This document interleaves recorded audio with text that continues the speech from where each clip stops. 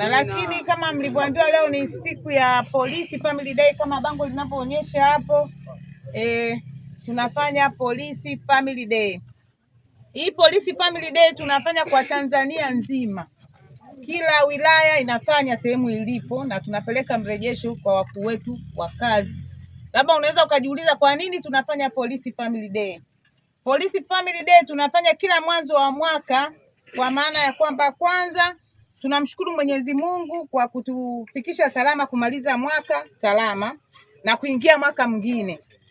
Lakini pia huwa tunafanya tathmini ya utendaji wetu wa kazi za polisi, kuangalia wapi tulikuwa tumekosea ili turekebishe, tuendelee na utaratibu mwingine.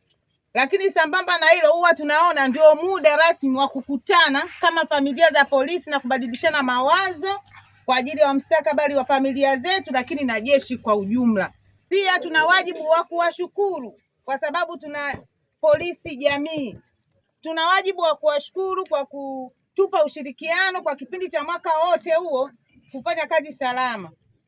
Na zaidi kuomba muendelee kutupa ushirikiano huo wa kutoa taarifa za uhalifu na wahalifu. Jamani, tumeelewana? Ndio. Kwa hiyo sisi lengo letu kubwa ni hilo. Sana niwashukuru sana kwa ushirikiano wenu kwa kutupa taarifa za uhalifu na wahalifu, na hatimaye Kilosa yetu inakuwa salama. Zaidi ambalo naweza nikasema, wanafunzi, naomba mkazane kusoma. Kazaneni kusoma na muwe na nidhamu. Nidhamu ndio kila kitu. Kazaneni kusoma na kusali. Mnamtanguliza Mungu alafu mnasoma, muwe na nidhamu. Wanafunzi wengi saizi wamekuwa na matendo ambayo yana utovu wa nidhamu, yanasababishia kufeli kwenye masomo yao. Tumeelewana wanafunzi? Ndio. Nafikiri hapa kuna form 4 bado kidogo mnafanya mtihani. Mtihani wa form 4 ndio unakuposition wewe utakwenda wapi, utakuwa nani. Kwa hiyo mjitahidi kusoma na utakaposoma utafaulu tu na kuhakikishia. Lakini zaidi na kumuomba Mungu.